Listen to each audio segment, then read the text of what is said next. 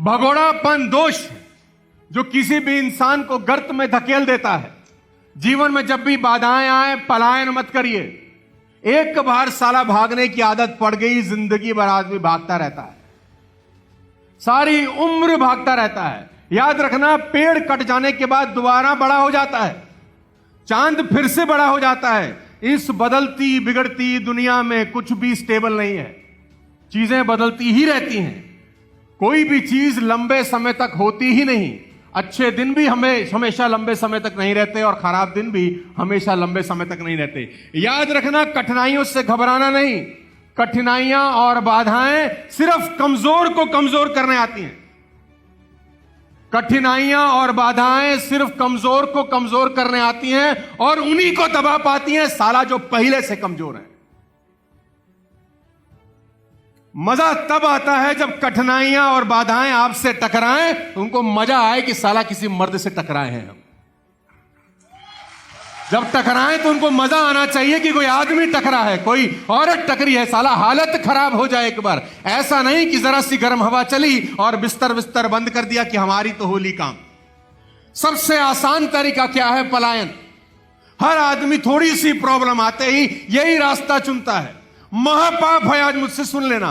कोई भी धंधा करना, पलायन मत करना। एक बार पलायन किया, साला गंदी आदत लग जाएगी। यहां से वहां जाओगे, वहां से कहीं और जाओगे, वहां से कहीं। अरे चुनौतियों का सामना करना एक बार सीख गए ना, पलायन की नौबत कभी जिंदगी में नहीं आएगी। कठिनाइयां पलायन करेंगी, प्रॉब्लम पलायन करेंगी, चुनौतियां पलायन करेंगी और दूर से ही देख के घबरा जाएंगी, साला कहीं चले जाना, इस पे ना जाना, ये निपटा देगा।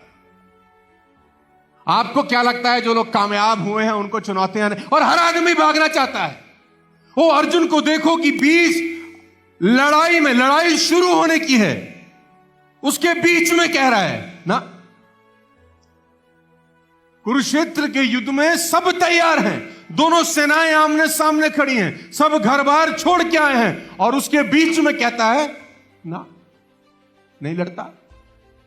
क्यों नहीं लड़ता? अपना तर्क है उसके पास भी। जो पलायन करते हैं सबके पास साला कोई ना कोई तर्क है, और जिसका तर्क सुनो लगता है बात तो ठीक कह रहा है। अर्जुन भी बात ठीक कह रहा है। अपनों को मारना पड़े, ऐसा राज्य मिले तो क्या करना है इस राज्य का? पलायन करना है, छोड़ दो, नहीं लड़ना, नहीं चाहिए राजपाट। ऐसे में एक बढ़िया अपलाइन का होना बहुत जरूरी है। ऐसे में एक बढ़िया कृष्ण के अलावा कोई और अपलाइन होता तो शायद अर्जुन पलायन कर जाते। कोई और होता तो पलायन, वो तर्क ही ऐसा दे रहा है। आपकी टीम में कोई पलायन करेगा, तर्क ऐसा देगा, आपके पास जवाब ही नहीं है। आप बोलते हो बात तो ठीक कह रहा है यार, इसको कैसे रोकूं, जाने तो, ऑल द बेस्ट, जा। लेकिन भगवान कृष्ण ने अर्जुन को यह नहीं बोला जा। भगवान कृष्ण ने अर्जुन को यह बोला कि यह टाइम है ये बात करने का। पहले क्यों नहीं सोचा बे? तेरी वजह से कितने लोग घर बार छोड़ के आए हैं। कम ऑन, तेरी वजह से बहुत सारे राजा लोग आ गए हैं लड़ने। उनको क्या मुंह दिखाएगा? वो तो घर जाके बोल के आए हैं कि या तो मरेंगे या मारेंगे, धर्मयुद्ध है, लड़ेंगे। और आज तू अगर भाग गया तो वो घर जाके क्या मुंह दिखाएंगे? ऐसा ही मैं तुमको बोलता हूं, ये जितने सामने बैठे हो काले कोट में, तुम्हारी वजह से साला बड़े सारे लोग घर बार छोड़ के आए हैं। तुम्हारी वजह से बहुत सारे लोगों ने नौकरियां छोड़ी हैं। अभी पलायन का रास्ता नहीं है मेरे दोस्त, ये पहले सोचना चाहिए था, आने से पहले। इतिहास उनको कभी इज्जत नहीं देता मेरे दोस्त जो बिन पैंदे के लोटे होते हैं। याद रखना मेरी बात, उनकी इज्जत होती नहीं है। इज्जत उनकी होती है जो अंगद की तरह पैर गाड़ देते हैं, कठिनाइयां कुछ भी हो साला फिर से खड़े हो जाते हैं और अपना बिजनेस बड़ा कर लेते हैं।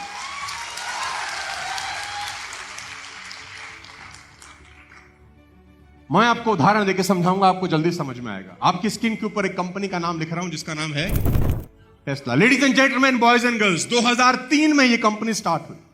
2003 में यह कंपनी स्टार्ट हुई। एलन घुसे 2004 के अंदर। आपकी जानकारी के लिए बता दूं, पहला प्रॉफिट कंपनी ने शुरू होने के 10 साल के बाद बनाया। टेस्ला का पहला मुनाफा 2013 में हुआ और कंपनी शुरू हुई 2000। क्या टेस्ला के मालिकों को भी पलायन कर देना चाहिए था? अरे 10 साल हो गए यार, 10 साल हो गए, छोड़ दो यार, नहीं हो रहा तो कुछ और करते हैं। नहीं, इन लोगों को अपने ऊपर भरोसा था, अपने आइडिया पे भरोसा था। दुनिया इनको प्रभावित नहीं कर सकी, एक दिन साला इन्होंने ही पूरी दुनिया को प्रभावित कर डाला। Ladies and gentleman, boys and girls, मैं आपकी जानकारी के लिए बता दूं, वो कंपनी जिसने पहले 10 साल में 1 रुपया प्रॉफिट नहीं कमाया था, आज 8,36,000 करोड़ का एसेट वैल्यू है। 8,36,000 करोड़ पहले 10 साल 1 रुपया भी ना कमाने के बावजूद। और ये कहानियां सुनने के लिए नहीं है, इनको जिंदगी में इंप्लीमेंट करना। बस आपकी स्क्रीन के ऊपर फेडेक्स का एग्जांपल आपको देता हूं। आज फेडेक्स 1971 में स्टार्ट हुई, पहला प्रॉफिट 1975 यानी अपनी स्थापना के 4 साल के बाद बनाया इस कंपनी ने। यानी पहले 4 साल फेडेक्स ने 1 रुपए का मुनाफा नहीं कमाया। आज 6,86,000 करोड़ का एसेट वैल्यू है और करीब करीब 5 लाख लोग काम करते हैं उस कंपनी में, जिसने पहले 4 साल में 1 रुपया भी।